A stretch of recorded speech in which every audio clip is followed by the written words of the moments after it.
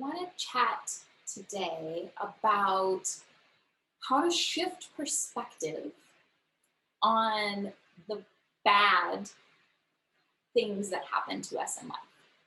So, you probably know me well enough to know that one of the things I do is talk to, in readings, people's higher selves, their essence, their inner being, their soul. It's the part of you that knows everything. It's the part of you that has the whole big picture. It's the part of you that is all omnipotent, connected to everything, and pulling all the strings for you. This is your immense support team. So in the thousands of conversations I've had over 20 plus years, never, ever once has any higher self ever said to me, oh yeah, that was a bad thing that happened. Never. You think about, as humans, how often we deem things in our life to be bad things. And I'm not going to get into arguing with you over whether or not the things that have happened to you are good or bad, because we really get committed to that when we're thinking something is a bad thing. But I will say, I want you to look backwards in your life on some of the things that when they happened, you thought were the worst thing, or you thought were no good. Maybe they're big things, maybe they're small things, but usually what happens is we get far enough through them that we look backwards and we either start to see a silver lining, some good came out of that thing that was bad, or we even get to a place where we say, wow, that was actually the best thing that could have happened to me. So sometimes we look back on things like maybe we went through divorce. Maybe we went through the loss of a job, or something that was challenging for us. One of my clients recently got into a car accident, and he was okay, thankfully, not injured. His car was totaled. And at first he was really worried and really devastated. And because I know him well enough, I can say this. I said, didn't you just ask for a new car? Weren't you just saying how you weren't sure you were going to get a car, and maybe there's something good that's going to come out of this? I'm not really sure. Fast forward 2 weeks and he's zipping around in this cute little red brand new car that insurance helped him get in a way that he wouldn't have thought possible. So sometimes what happens is the universe is bringing our desires to us, and either the only way to get them in through all of our limiting beliefs and all of our ideas about how hard things have to be, the only way to get them into us is kind of painfully, right? Crash the car first. But sometimes it's just the fastest way from point A to point B. And it seems illogical to us because we're only ever thinking about one thing at a time. I want to become a best-selling author. So the fastest way for me to do that would be to write a book and then have a whole bunch of people buy it. Fastest way. But maybe the universe is orchestrating, your higher self is orchestrating 100 desires at once. So the universe says, all right, you want to be a best-selling author. You want to meet the partner of your dreams. You want to have a successful company.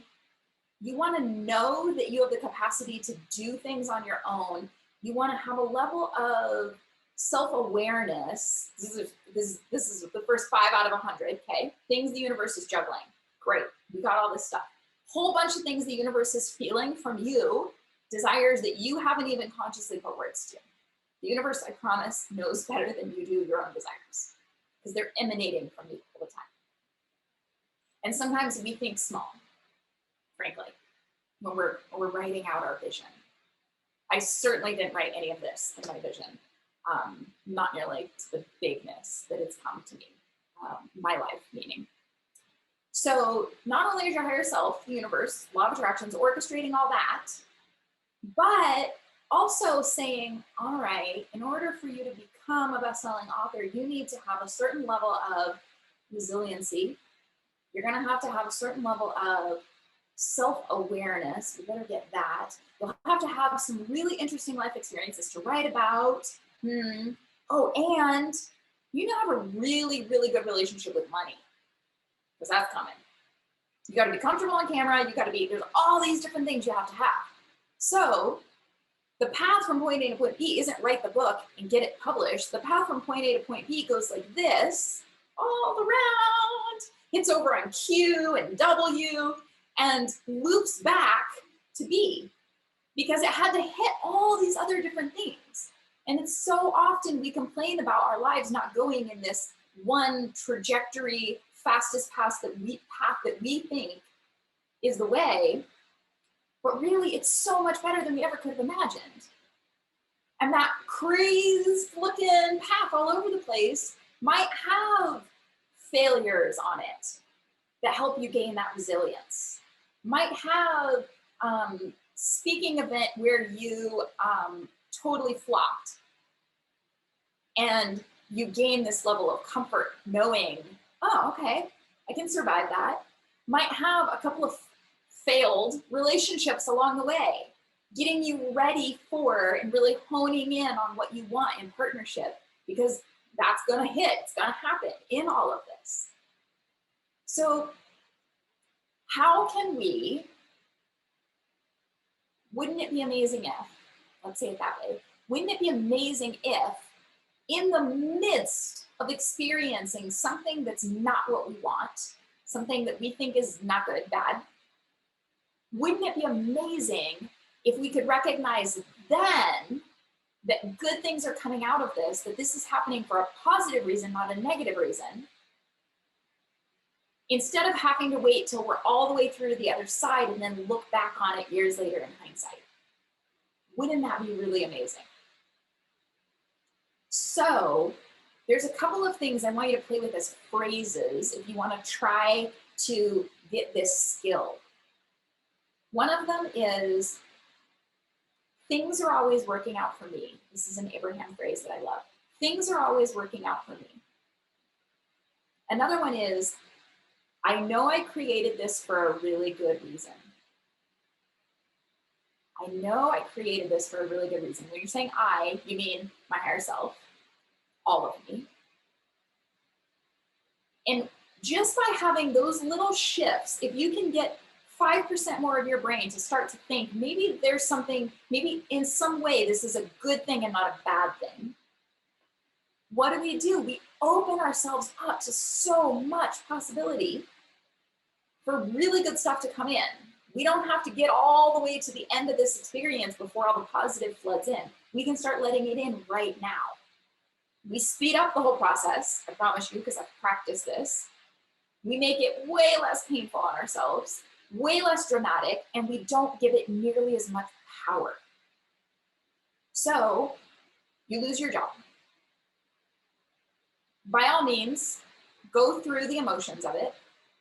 Fear, sadness, hopelessness, devastation, whatever.